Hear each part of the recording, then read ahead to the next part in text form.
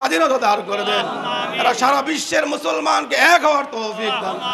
সরসরি হযরত ইসলাম কেবলা গাজার স্বাধীনতা, ফিলিস্তিনের স্বাধীনতার জন্য সমস্ত বিশ্বের মুসলমানকে এক হওয়ার আহ্বান জানিয়েছে। আজ বাংলার মুসলমানদের ঘুমিয়ে থাকার সময় নেই। যখন ডাক আসবে, আজকে শুরু হয়েছে, আবারও যখন হুজুর কেবলা ডাক দিবেন, আমরা আমাদের সকলের ঘর থেকে ঝাঁপিয়ে পড়ব ইসলাম রক্ষার্থে, গাজার মুসলমানদের রক্ষার্থে, ফিলিস্তিনের স্বাধীনতার রক্ষার্থে। আল্লাহ পাক আমাদের সকলকে কবুল করেন।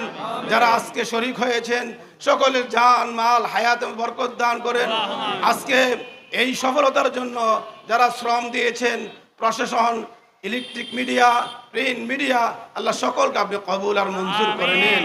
আল্লাহ হযরত ইসলাম কেবলার হায়াত দারাজ করে দেন।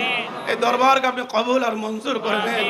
এই দেশে যখনই ইসলামের আঘাত আসে, সারসিনা দরবার অত্যন্ত বলিষ্ঠ ভূমিকা পালন করে যাচ্ছে। বাউলা এই ভূমিকা অব্যাহত থাকার তৌফিক দান করেন, সুন্নতের কায়েম করার তৌফিক দান করেন। এই দেশে সুন্নত কায়েমের জন্য আমরা চেষ্টা করে যাচ্ছি। আল্লাহ পাক আমাদের সকলকে কবুল করেন। আমিন। সাল্লাল্লাহু তাআলা আলা সাইয়্যিদিনা মুহাম্মাদিন ওয়া আলিহি ওয়া আসহাবিহি আজমাইন বিহুরমাতি লা ইলাহা ইল্লাল্লাহু মুহাম্মাদুর রাসূলুল্লাহ।